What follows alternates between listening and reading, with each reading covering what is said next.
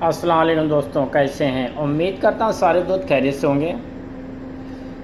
आज हम इस वीडियो में बात करने वाले हैं डायग्नोसिस के बारे में। डायग्नोसिस करने का क्या प्रोसेस होना चाहिए और कैसे करना चाहिए।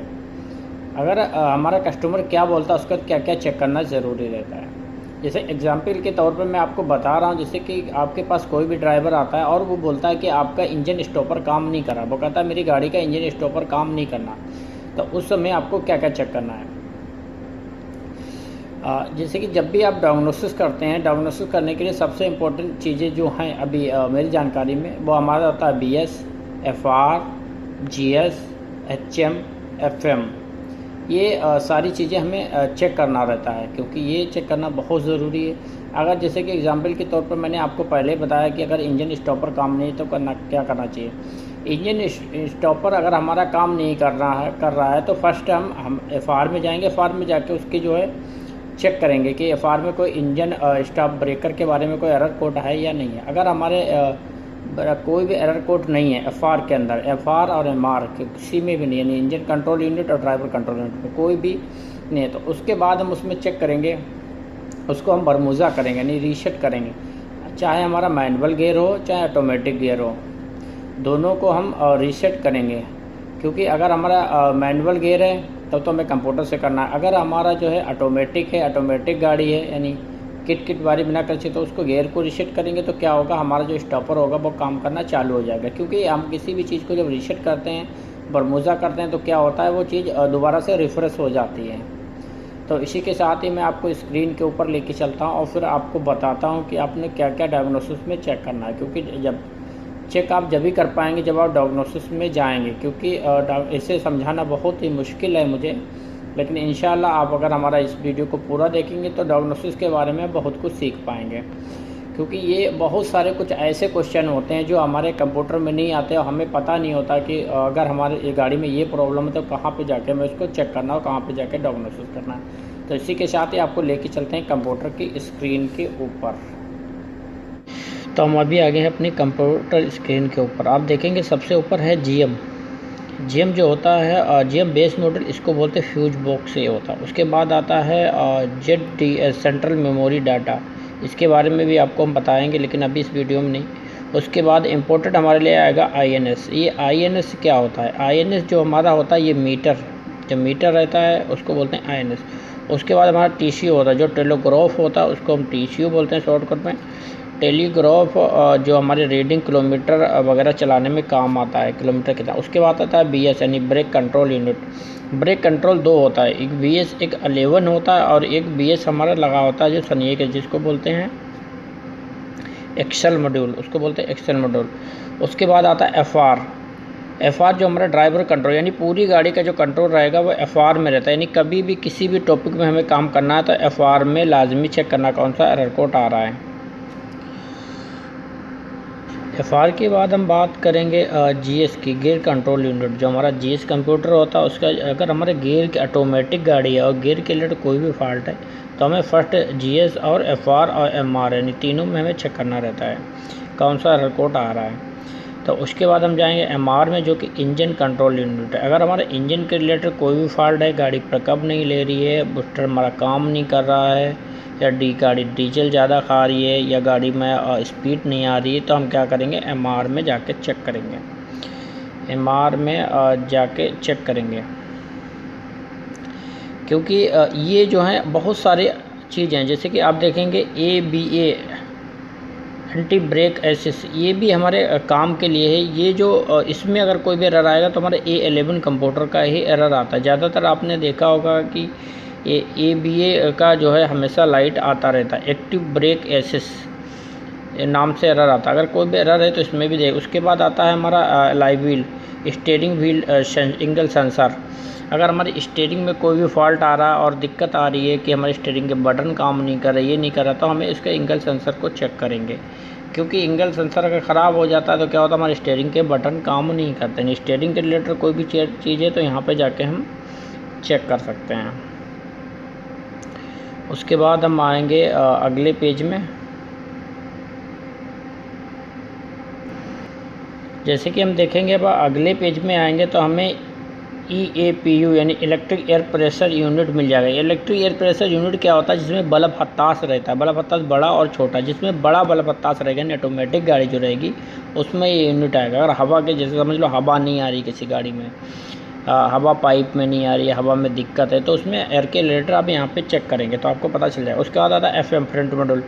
FM का कोई ख़ास काम नहीं होता, FM का काम है सिर्फ लाइटों को कंट्रोल करना, जो लाइटें आपकी रहेंगी उसको कंट्रोल करना है। और दूसरा जो आपका लेदर रहता है, लेदर अगर ख़त्म हो रहा है तो आपका FM में ही शो करेगा। ब्रेक सेंसर के बारे में बताएगा, वो बताएगा ब्रेक सेंसर, लेकिन वो फ्रंट मॉड्यूल में ही आता है। उसके बाद आता है HM जो होता है ये हमारे लिए बहुत ही ज़्यादा इंपॉर्टेंट है। रियल मॉड्यूल, ये पीछे की जितनी भी लाइटें रहती हैं, चाहे रिवर्स हो, ब्रेक हो, पार्किंग हो, इसी से कंट्रोल रहती हैं। उसके बाद आपका जो बैलून का मिज़ानिया रहता है वो भी इसी से कंट्रोल रहता है।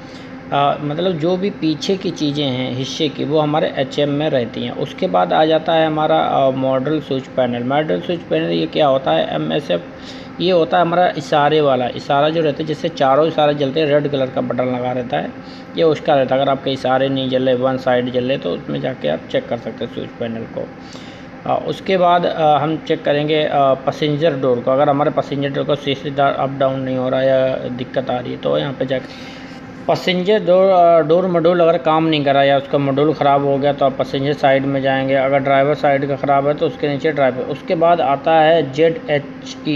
ये क्या होता है, ये हीटर होता है। एक हीटर कहाँ पे लगा रहता है आपका, ये जो लगा रहता है ये हमारा लगा रहा होता है कंडक्टर साइड की जो सीट रहेगी राइट साइड के, उसके नीचे लगा रहता है। ये क्या होता है, इसका कंट्रोल भी स्विच के साथ रहता है।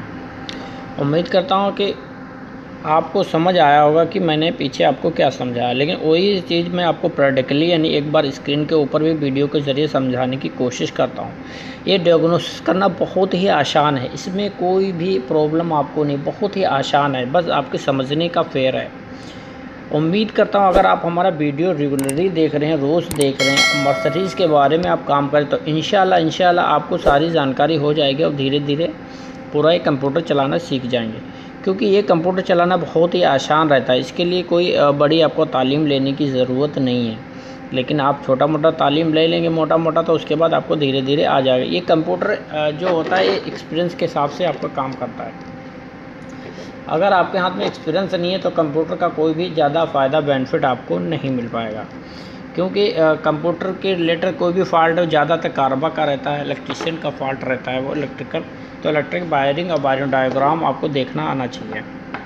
तो इसी के साथ आप देखेंगे हमारा कंप्यूटर जो बिल्कुल ओपन हो गया है, ओपन हो रहा है, धीरे धीरे भी ओपन हो जाएगा। फिर आगे आपको समझाएंगे। अगर आपको कोई भी दिक्कत है, कोई भी एरर कोड देखना है, फॉल्ट कोड देखना है, तो किस तरह से जो है आगे देख सकते हैं।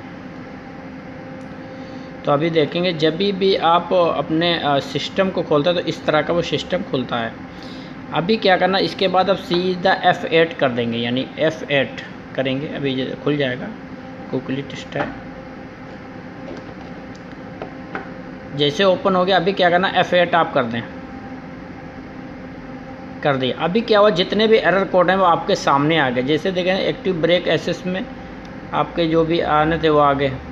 उसके बाद जिसको भी आपने अगर देखना है, जैसे देखना चाह रहे हैं कि FM में क्या दिक्कत है, या आपका FR में ड्राइवर कंट्रोल में क्या दिक्कत है, GM में क्या दिक्कत है, GS में क्या प्रॉब्लम है, HM में क्या प्रॉब्लम है, INS में क्या प्रॉब्लम, जब हम F8 करेंगे तो सारे ये ओपन हो जाएंगे। इसके अंदर करंट है या फॉल्ट कोड या स्टोर है वो आपको एकदम दिख जाएगा, उसके अंदर जाने की ज़रूरत नहीं पड़ेगी आपको। तो उम्मीद करता हूँ इस वीडियो से आपको बहुत कुछ सीखने को मिला होगा। इंशाल्लाह अगर आप डायग्नोसिस के रिलेटेड और भी मज़ीद वीडियो देखना चाहते हैं तो आप जरूर कमेंट बॉक्स में ज़रूर बताएं। इंशाल्लाह मैं बहुत सारे और भी वीडियो इसके रिलेटेड अपलोड हमेशा करता रहता हूँ। मर्सिडीज़ के बारे में, एक्टर्स के बारे में हमेशा आपको जानकारी में इजाफा करता रहता हूँ। इसीलिए सारे भाइयों से रिक्वेस्ट है, जिन भाइयों ने अभी तक हमारे चैनल को जो सब्सक्राइब नहीं किया, सब्सक्राइब करें और अपने भाई को सपोर्ट करें।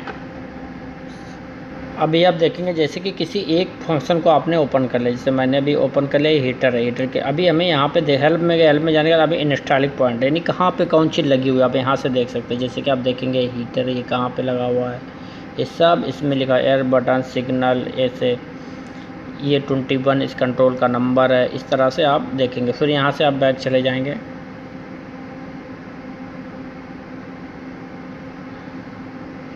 क्योंकि बैग। अब इसके बाद क्या करेंगे, फिर हेल्प में जाएंगे।